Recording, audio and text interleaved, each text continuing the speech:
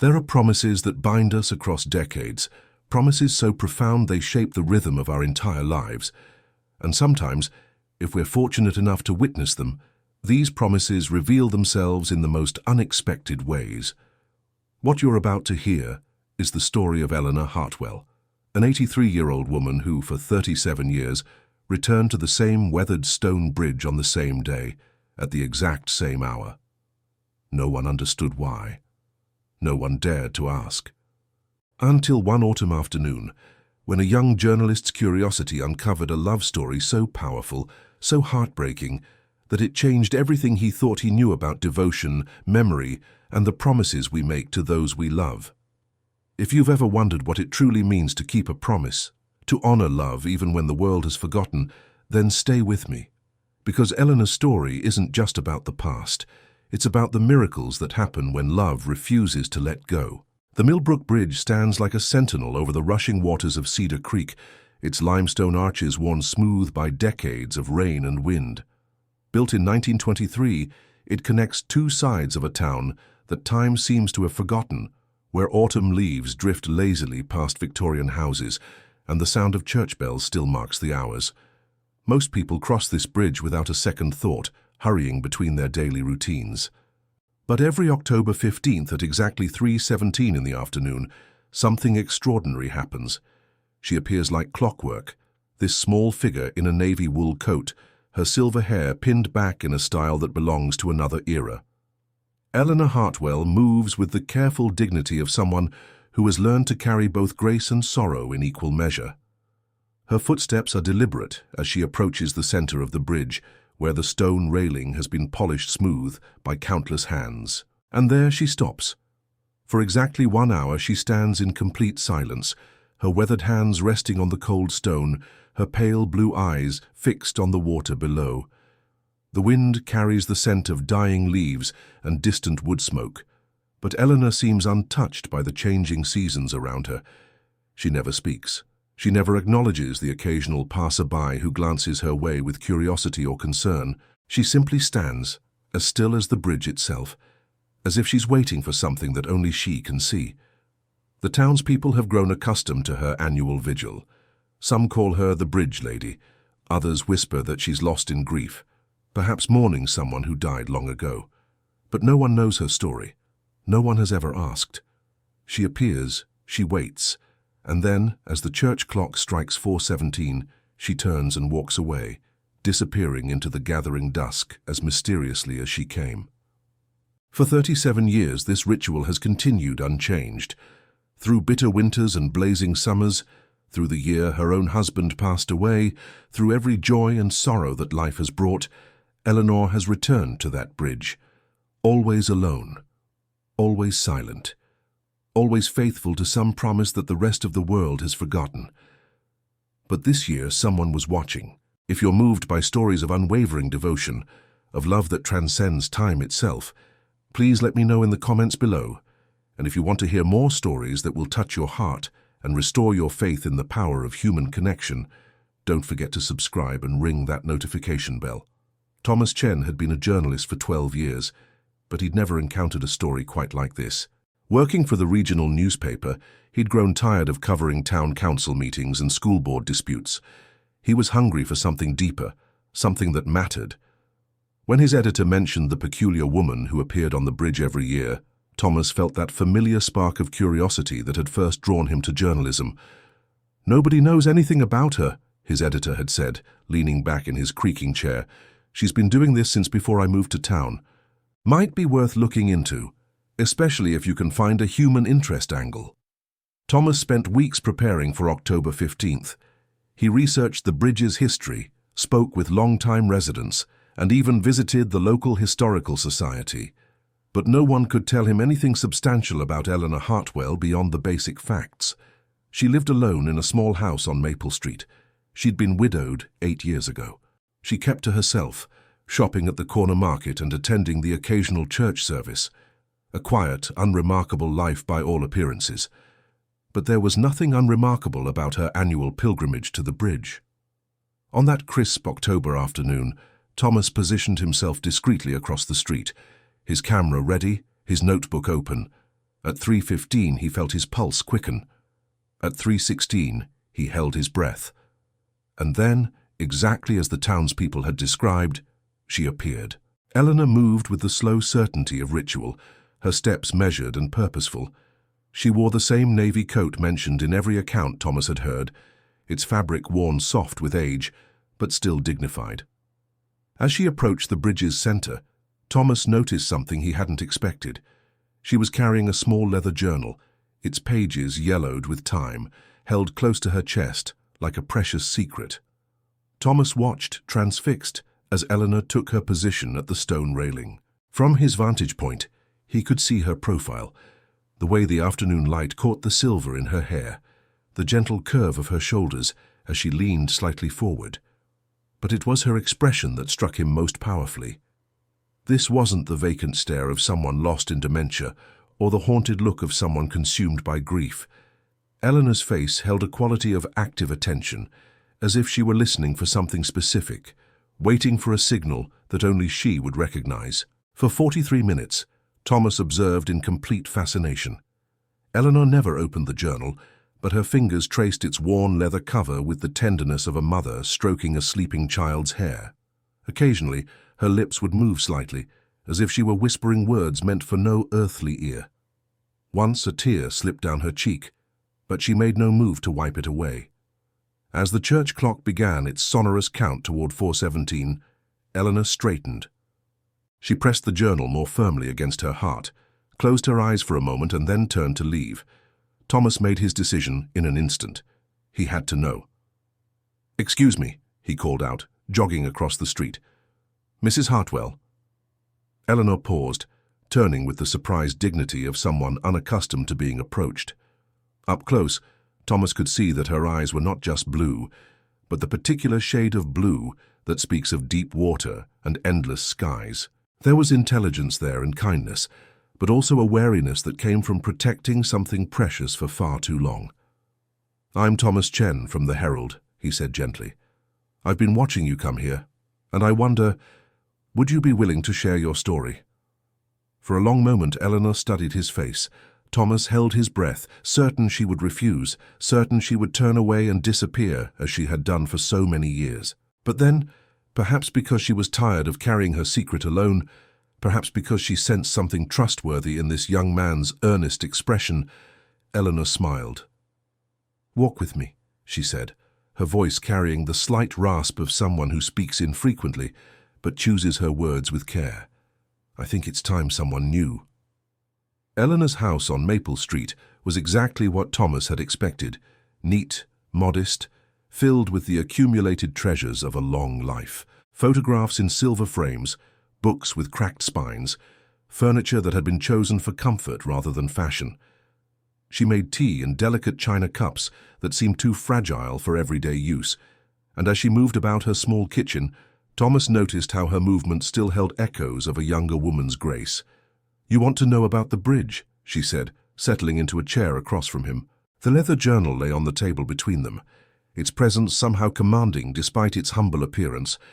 "You want to know why I go there every year?" Thomas nodded, his recorder running, his pen poised, but already sensing that this story would require more than professional detachment. Eleanor's hands folded over the journal's cover, and her eyes took on the distant quality of someone stepping back through time. "His name was James," she began, and immediately Thomas understood that he was about to hear something extraordinary. "James Mitchell. I met him in the spring of 1954, when I was 21 years old, and thought I knew everything about the world." She paused to sip her tea, and in that pause Thomas could almost feel the decades rolling away, could almost see the young woman Eleanor had been. "I was working at the library then, helping old Mr. Garrison with the cataloguing. It was a Tuesday afternoon in April when James walked in, looking for books about engineering. He was 23, recently graduated from the State University, and he'd just taken a job with the county planning department. He had the most remarkable hands, strong, with long fingers that moved like he was always building something, even when he was just turning pages. Eleanor's voice grew softer, more musical, as if the memory itself was transforming her. "He asked me to help him find technical manuals, but somehow we ended up talking about poetry. He quoted Frost from memory, and when I recited some Dickinson in return, he looked at me as if I'd just revealed the secrets of the universe. That's when I knew. Thomas found himself leaning forward, drawn into the intimacy of her recollection. Outside, the autumn wind rattled the windows, but inside Eleanor's kitchen, spring was blooming in 1954. We began meeting at the library every Tuesday, then Tuesdays and Thursdays. Then every day I worked. James would bring his engineering books and I would bring my poetry collections, and we would sit at the corner table where the afternoon light was best. We talked about everything, our dreams, our fears, the books that had shaped us, the future we were both trying to imagine. Eleanor opened the journal then, her fingers trembling slightly as she turned to the first page. Thomas caught a glimpse of careful handwriting, the ink faded but still legible, the words covering every available space as if paper had been too precious to waste. By summer, we were in love, Eleanor continued, her voice barely above a whisper. Not the desperate, consuming kind of love you see in movies, but the steady, sure kind that feels like coming home. James would walk me to the bridge after work, and we would stand there watching the water flow beneath us, planning our life together. He was going to design buildings that would last for centuries. I was going to teach children to love words the way he'd taught me to love the sound of my own name when he said it. The journal lay open now, and Thomas could see that it was filled with letters, page after page of correspondence in two different hands, one more angular, one flowing like water. We wrote to each other every day, even though we saw each other almost as often. James said that speaking was beautiful, but writing was eternal. He said that someday, when we were old and grey, we could read our letters and remember exactly how it felt to fall in love. Eleanor's fingers traced the edge of a page. He was right about that at least. Thomas waited, sensing that the story was about to take a darker turn, feeling the weight of whatever tragedy had separated these young lovers. Eleanor turned several pages, her movements careful and reverent. On October 15, 1954, James asked me to marry him, not with a ring or a speech, but with a letter. He handed it to me as we stood on the bridge, just as the church clock was striking 3:17. He said he'd chosen that exact time and place because they would always belong to us, no matter what else happened in the world. She found the page she was looking for and turned the journal toward Thomas. The handwriting was bold and confident, the words still clear after nearly 70 years. My dearest Eleanor, if you are reading this, then you know what I'm asking. Will you marry me? Will you build a life with me? Will you stand with me on this bridge every year for the rest of our lives and remember the moment when everything began? I promise you this. Whether we have 50 years together or 5, whether the world treats us kindly or cruelly, I will love you with every breath I take. And if something should ever separate us, I will find a way back to you. Meet me here next year at this same time and every year after, and I will be waiting. Always, James. Eleanor closed the journal gently, as if the pages contained something too precious to expose to too much light. When she looked up, tears were flowing freely down her cheeks, but her voice remained steady. I said yes, of course. How could I not? We planned to marry the following spring after James finished his first big project with the county. Everything was perfect. Everything was exactly as we'd dreamed. Thomas felt his chest tighten, knowing that perfection in love stories was usually a prelude to heartbreak. 2 weeks later, Eleanor continued, James was killed in a car accident on his way home from a job site. A drunk driver ran a red light. James died instantly, they said. He never knew what hit him. The words hung in the air like smoke, and Thomas found himself struggling to breathe normally. He'd covered accidents before, had written obituaries for people who died too young, but somehow this felt different. This felt personal. I was 22 years old, and the love of my life was gone, Eleanor said. The funeral was on a rainy Thursday in November. Half the town came to pay their respects, because everyone liked James. He had that kind of smile, that kind of generous heart. But after they lowered his casket into the ground, after everyone went home to their own lives, I was left with nothing but this journal and a promise I didn't know how to keep. If you're feeling the weight of Eleanor's loss right now, if your heart is breaking for these two young lovers, please take a moment to like this video. Sometimes the most powerful stories are the ones that remind us how precious and fragile love truly is. Eleanor stood up and walked to the window, gazing out at the street where shadows were beginning to lengthen. For months I couldn't even think about going to the bridge. It hurt too much. But as October 15th approached, I kept remembering James's words. "Meet me here next year at this same time, and I will be waiting." He'd made me a promise, but I'd made him one too, hadn't I? By saying yes, by accepting his proposal, I'd agreed to remember. I'd agreed to return.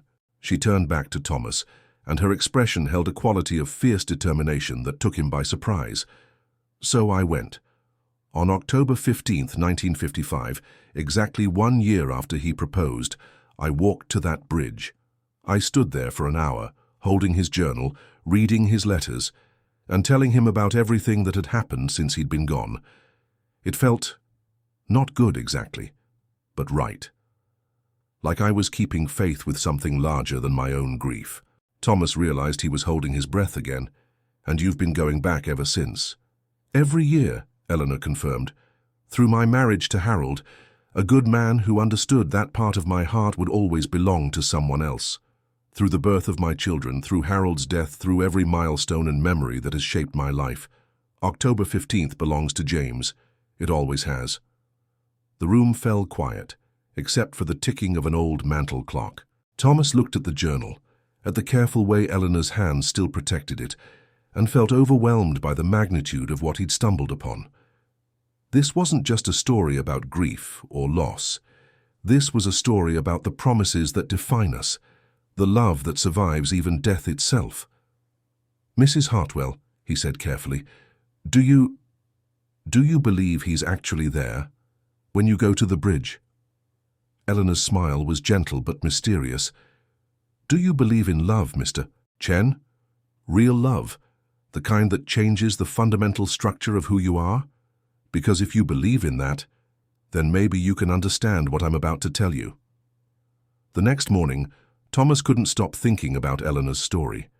He'd stayed at her house until nearly midnight, listening as she read passages from James's letters, learning about a love so pure and powerful that it had shaped the course of an entire life.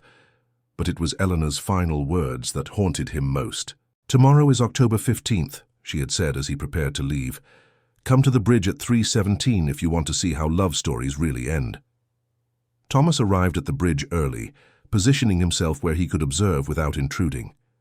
The afternoon was crisp and clear, with that particular quality of light that autumn brings, golden and slanted and somehow more precious because you know it won't last. At 3:15, his heart began to race.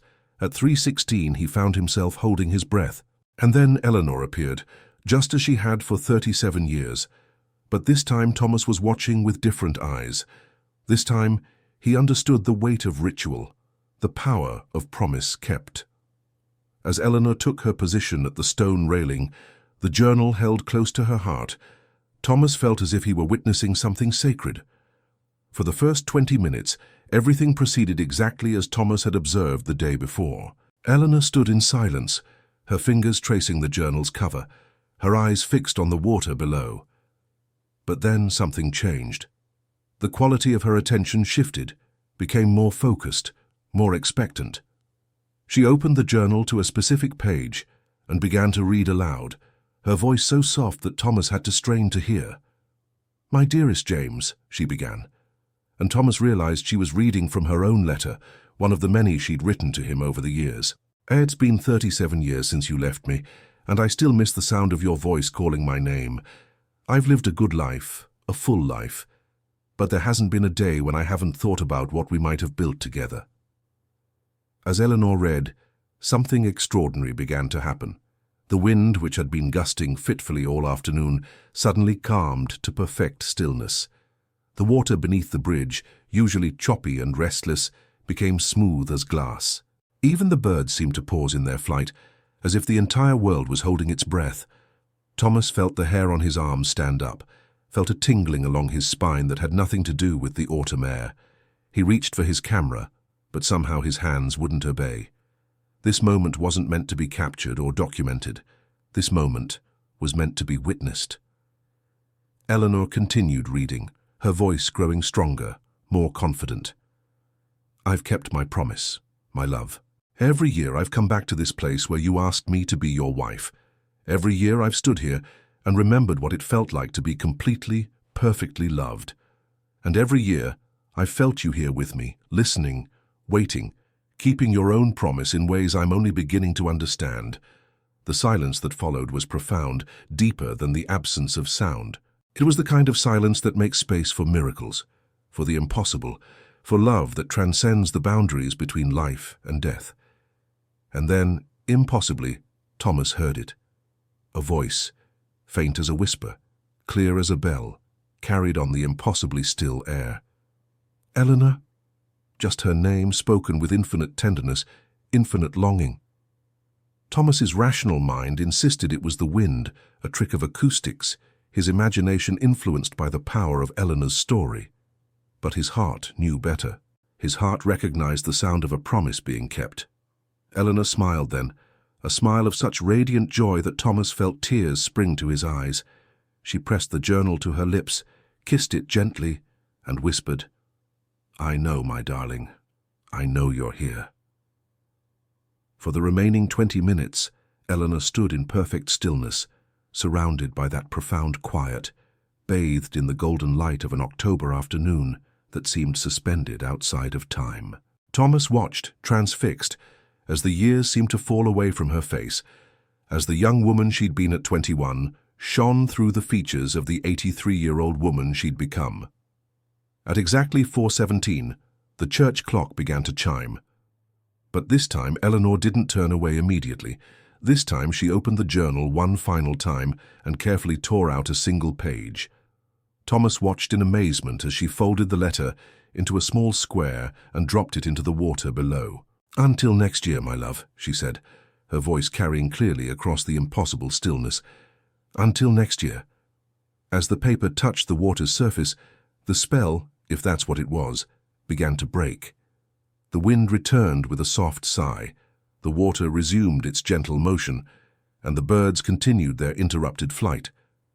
Eleanor turned and walked away, but there was something different about her step, something lighter and more purposeful. Thomas remained on the bridge long after Eleanor had disappeared, staring at the spot where the letter had vanished beneath the surface. He thought about promises and faith, about love that endures beyond death, about the mysteries that exist in the spaces between what we know and what we believe. When he finally returned to his car, his hands were shaking so badly he could barely start the engine. The next day, Thomas published Eleanor's story in the Herald. He wrote about her 37-year vigil, about the love that had shaped her life, about the promise that had sustained her through decades of faithful return. But he didn't write about what he'd witnessed on the bridge that final day. Some things, he realized, were too sacred for newsprint, too profound for public consumption. The response to the article was overwhelming. Letters poured in from across the country, from people who'd been moved by Eleanor's devotion, who wanted to share their own stories of enduring love. Marriage proposals were made and accepted in Eleanor's honor. Wedding vows were written that quoted James's letter. A scholarship fund was established at the library where Eleanor and James had first met, dedicated to young people who shared their love of both literature and engineering. But perhaps the most remarkable response came from Eleanor herself. 3 days after the article was published, she appeared at Thomas's office, carrying a small wrapped package. "I wanted to thank you," she said, settling into the chair across from his desk, "for listening, for understanding, for telling our story with such care." Thomas unwrapped the package to find a leather-bound journal, its pages blank and full of possibility. "I thought you might want to write your own love story someday," Eleanor said with a smile. "And when you do, remember what James taught me. Speaking is beautiful, but writing is eternal." As Thomas held the journal, Eleanor stood to leave, but at the door she paused and turned back. "I won't be going to the bridge next year," she said quietly. 37 years is enough. James knows I kept my promise, and I know he kept his. It's time for both of us to rest." Thomas felt his throat tighten. Are you saying goodbye?" Eleanor's smile was peaceful, radiant with the quiet joy of someone who has lived fully and loved completely. "I'm saying hello," she said, "to whatever comes next." 6 months later, Eleanor Hartwell passed away peacefully in her sleep, surrounded by the photographs and memories of a life well lived. Her funeral was held on a sunny spring morning, and half the town came to pay their respects, not just to the woman they'd known, but to the love story that had captured their hearts and reminded them what devotion truly means. At Eleanor's request, she was buried next to Harold, the good man who had shared her life for 43 years. But in her casket, nestled close to her heart, was James's journal, the collection of letters that had sustained her through nearly 4 decades of faithful remembrance. Thomas attended the funeral, and afterward he found himself walking to the Millbrook Bridge. It was April 15th, exactly 6 months after Eleanor's final vigil, and the air was soft with the promise of spring. As he stood where Eleanor had stood for so many years, Thomas thought about the nature of love, the power of promise, the ways in which the deepest human connections transcend the boundaries of time and mortality. He thought about Eleanor's words, "It's time for both of us to rest." And as he stood there, surrounded by the gentle sounds of flowing water and new growth, Thomas could have sworn he felt something in the air, a sense of completion, of peace, of 2 souls finally free to continue their journey together. The bridge stands empty now on October 15th. The ritual that defined so many years has ended, the promise fulfilled. But the story lives on, passed from one person to another, a reminder that true love never really dies. It simply changes form, becoming memory, becoming legend, becoming the kind of story that restores our faith in the enduring power of the human heart. If Eleanor and James's story has touched your heart, if it's reminded you of the precious nature of love and the importance of keeping our promises to those we care about, please share it with someone who needs to hear it. Like this video if you believe in love that transcends time itself, and subscribe to our channel for more stories that celebrate the extraordinary power of human connection. And remember, somewhere, in ways we may never fully understand, love continues. Promises are kept. And the most beautiful stories are the ones where love wins, not just for a moment, but forever. Take a moment today to tell someone you love them. Write a letter that might become someone's treasure. Make a promise that your heart can keep, because you never know which moments will become the memories that sustain someone through a lifetime of faithful return. This is the story of Eleanor Hartwell and James Mitchell, a love that began on a bridge, flourished in letters, endured through loss, and finally found its way home. Their story reminds us that some promises are stronger than death, some love deeper than the grave, and some stories too beautiful to ever truly end. Until next time, keep believing in love, keep honoring your promises, and keep your hearts open to the miracles that happen when we choose faith over fear, devotion over doubt, and love over everything else. Because in the end, love is all that matters. Love is all that lasts. And love, true love, never really dies.